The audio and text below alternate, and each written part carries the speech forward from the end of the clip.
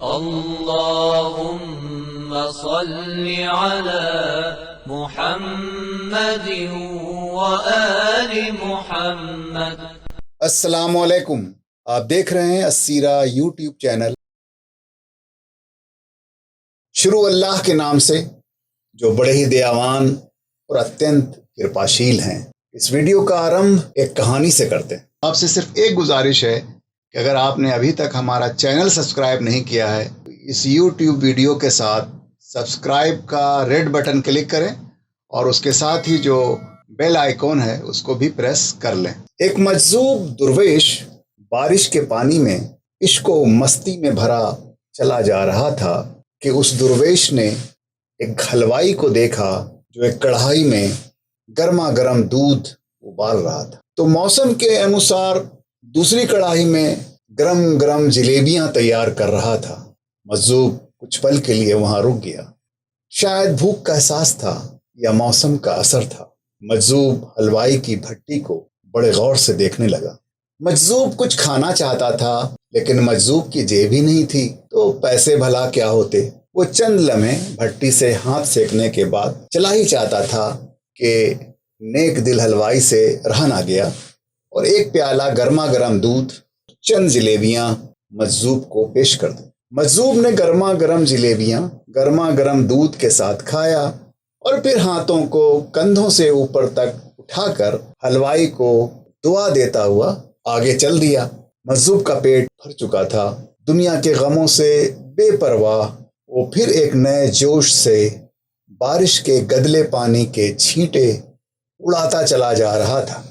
وہ اس بات سے انجان تھا کہ ایک نوجوان بیاہتا جوڑا بھی بارش کے پانی سے بچتا بچاتا اس کے پیچھے چلا آ رہا ہے۔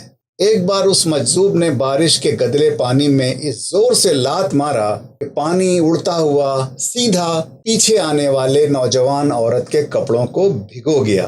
اس نازنین کا قیمتی لباس کیچڑ سے لت پت ہو گیا تو اس کے ساتھی نوجوان سے یہ بات برداشت نہیں، آستین چڑھا کر آگے بڑھا اور اس مجذوب کے گلے کا پٹا پکڑ کر کہنے لگا، کیا اندھا ہے؟ تجھے نظر نہیں آتا؟ تیری حرکت کی وجہ سے میری محبوبہ کے کپڑے گیلے ہو چکے ہیں اور کیچڑ سے بھر چکے ہیں۔ مجذوب ہکا بکا سا کھڑا تھا جبکہ اس نوجوان کو مجذوب کا خاموش رہنا گراں گزر رہا تھا۔ عورت نے آگے بڑھ کر نوجوان کے ہاتھوں سے مجذوب کو چھڑوانا بھی چاہا، لیکن نوجوان کی آنکھوں سے نکلتی نفرت کی چنگاری دیکھ کر وہ بھی دوبارہ پیچھے کھسکنے پر مجبور ہو گئی۔ راہ چلتے راہگیر بھی بے حسی سے یہ تماشا، یہ درش دیکھ رہے تھے، لیکن نوجوان کے غصے کو دیکھ کر کسی میں ہمت نہ ہوئی کہ اسے روک پاتے۔ آخر کار طاقت کے نشے سے چور اس نوجوان نے ایک زوردار تھپڑ مجذوب کے چہرے پر جڑ دیا۔ بوڑھا اور کمزور مجذوب تھپڑ کی تاب نہ لا سکا اور لڑکھڑاتا ہوا کیچڑ میں جا پڑا۔ نوجوان نے جب مجذوب کو نیچے گرتا دیکھا تو مسکراتے ہوئے وہاں سے چل دیا۔ بوڑھے مجذوب نے آسمان کی جانب نگاہ اٹھائی اور اس کے لب سے نکلا، واہ میرے مالک، کبھی گرما گرم دودھ جلیبیوں کے ساتھ اور کبھی گرما گرم زناٹے دار تھپڑ، مگر جس میں تو راضی مجھے بھی وہی پسند ہے یا میرے خدا۔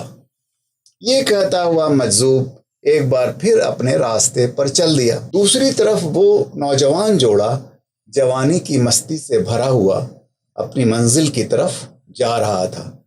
تھوڑی ہی دور چلنے کے بعد وہ ایک مکان کے سامنے پہنچ کر رک گیا۔ وہ نوجوان اپنی جیب سے چابیاں نکال کر اپنی محبوبہ سے ہنسی مذاق کرتے ہوئے اوپر کی سیڑھیاں چڑھنے لگا۔ بارش کی وجہ سے سیڑھیوں پر پھسلن ہو گئی تھی۔ اچانک اس نوجوان کا پاؤں رپٹ گیا اور وہ سیڑھیوں سے نیچے گرنے لگا۔ عورت زور زور سے شور مچا کر لوگوں کو اپنے محبوب کی اور توجہ دلانے لگی، جس کی وجہ سے کافی لوگ فوراً مدد کے لیے نوجوان کے جانب لپکے، لیکن دیر ہو چکی۔ نوجوان کا سر پھٹ چکا تھا اور بہت زیادہ خون بہہ جانے کی وجہ سے اس کڑیل نوجوان کی موت ہو چکی تھی۔ کچھ لوگوں نے دور سے آتے مجذوب کو دیکھا تو آپس میں باتیں ہونے لگیں کہ ضرور اس مجذوب نے تھپڑ کھا کر نوجوان کے لیے بد دعا کی ہے، ورنہ ایسے کڑیل نوجوان کا صرف چند سیڑھیوں سے گر کر مر جانا بڑے اچنبھے کی بات لگتی۔ چند منچلے نوجوانوں نے یہ بات سن کر مجذوب کو گھیر لیا۔ ایک نوجوان کہنے لگا کہ آپ کیسے اللہ والے ہیں جو صرف ایک تھپڑ کی وجہ سے نوجوان کے لیے بد دعا کر بیٹھے؟ یہ تو اللہ والوں کا طریقہ ہرگز نہیں کہ ذرا سی تکلیف پر بھی صبر نہ کر سکیں۔ وہ مجذوب کہنے لگا، خدا کی قسم میں نے اس نوجوان کے لیے ہرگز بد دعا نہیں کی۔ تبھی بھیڑ میں سے کوئی پکارا، اگر آپ نے بد دعا نہیں کی تو ایسا کڑیل نوجوان سیڑھیوں سے گر کر کیسے ہلاک ہو گیا؟ تب اس مجذوب نے ان لوگوں سے ایک انوکھا سوال کیا کہ کوئی اس تمام واقعے کا آنکھوں دیکھا گواہ موجود ہے؟ ایک نوجوان نے آگے بڑھ کر کہا، ہاں میں اس تمام واقعے کا عینی گواہ ہوں۔ مجذوب نے اگلا سوال کیا، کیا میرے قدموں سے جو کیچڑ اچھلی تھی کیا اس نے اس نوجوان کے کپڑوں کو گندا کیا تھا؟ وہی نوجوان بولا، نہیں، لیکن عورت کے کپڑے ضرور خراب ہوئے تھے۔ مجذوب نے نوجوان کے باہوں کو تھامتے ہوئے پوچھا، پھر اس نوجوان نے مجھے کیوں مارا؟ نوجوان کہنے لگا، کیونکہ وہ نوجوان عورت اس کی محبوبہ تھی اور اس سے یہ برداشت نہیں ہوا کہ کوئی اس کے محبوب کے کپڑوں کو گندا کرے، اس لیے اپنی پریمکا کی طرف سے اس نوجوان نے آپ کو مارا۔ مجذوب نے ایک نعرہ مستانہ بلند کیا اور یہ کہتا ہوا وہاں سے چلا گیا کہ اللہ کی قسم میں نے بد دعا ہرگز نہیں کی تھی، لیکن کوئی ہے جو مجھ سے محبت رکھتا ہے اور وہ اتنا طاقتور ہے کہ دنیا کا بڑے سے بڑا حکمراں بھی اس کی طاقت، اس کی شکتی سے گھبراتا ہے۔ اس کہانی میں ایک بڑا سبق ہے۔ میں بہو سنکھیک ہندو سمودائے اور بھارت کے تمام واسیوں سے کہوں گا کہ آپ میں سے کوئی فرد یا گروہ یا پارٹی یا سنگٹھن یا پرشاسن جب کسی پر ظلم ڈھا رہا ہو، کسی کو مار رہا ہو، قتل کر رہا ہو، اسے تکلیف دے رہا ہو، اس کے دکان کو لوٹ رہا ہو اور اس کے مکان کو گرا رہا ہو یا گروا رہا ہو، بلڈوزر چلوا رہا ہو، تو جان لو کہ کوئی نہ کوئی مجذوب وہاں ضرور موجود ہوگا۔ وہ بد دعا نہیں بھی دے گا تو بھی اس کے دل کی تکلیف اس کے پیدا کرنے والے پرمیشور کے پاس ضرور پہنچے گی۔ اللہ ہر انسان سے عظیم پیار کرتا ہے، اس کی یہ محبت 70 ماؤں سے بھی زیادہ ہوتی ہے۔ مسند احمد کی ایک حدیث ہے کہ مظلوم چاہے خدا کا انکاری ہی کیوں نہ ہو، اس کی پکار اور خدا کے بیچ کوئی پردہ، کوئی رکاوٹ نہیں ہے۔ دوستو، مظلوم کی آہ آسمان کو چیر دیتی۔ اللہ چاہے تو اسی وقت بدلہ لے لے اور چاہے تو اسے کچھ آگے بڑھا دے، لیکن وہ بدلہ لے کر رہتا ہے۔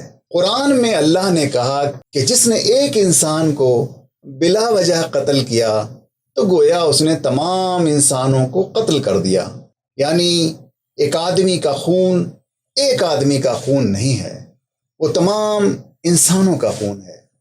پوری مانو جاتی اللہ کا پریوار ہے۔ کسی کو تکلیف دینا ایشور کو برداشت نہیں۔ جب آسمان سے قہر اترتا ہے تو کبھی بھوکمپ کی شکل میں، کبھی باڑھ میں، کبھی طوفان میں، کبھی نہ تھمنے والی بارش میں، کبھی سونامی میں، کبھی سوکھا میں، کبھی گرمی کی شدت میں، کبھی سردی کی تیزی میں، کبھی بھوک میں، کبھی سر پر پہاڑ گرا کے، کبھی اپنی فیملی اور بچوں کی موت اور گھروں کی بربادی سے، کبھی لہلہاتی کھیت کو ٹڈی دل اور مویشیوں کی یلغار سے برباد کر کے، کبھی وبائی بیماریوں سے، ایک کمزور ترین اور بہت باریک وائرس بھی پوری دنیا کو تباہ کر سکتا ہے، کر چکا ہے۔ یاد کرو وہ دن جب اسی دیش میں آکسیجن کی کمی سے لاکھوں انسان مر گئے، ان کا داہ سنسکار بھی نہ ہو سکا۔ دریا میں، ریت پر، شمشان گھاٹ کے باہر لاشوں کے انبار لگتے چلے گئے تھے۔ بیماریوں کا ویو پر ویو ہے جو چلا آ رہا ہے۔ کورونا نے دنیا بھر میں تباہی مچائی، لیکن بھارت میں یہ تباہی کہیں بڑھ کر تھی۔ یہاں لاکھوں کروڑوں لوگ روزگار اور کاروبار سے ونچت ہو گئے۔ پلائن کے اوپر پلائن کرتے کرتے، زندگی کی کٹھن راہوں پر چلتے چلتے ان کی کمر ٹوٹ گئی۔ جس طرح ظلم کرنا بہت بڑا پاپ ہے، اسی طرح ظلم کو دیکھ کر چپ رہنا اور کچھ نہ کرنا بھی ایسا ہی پاپ ہے۔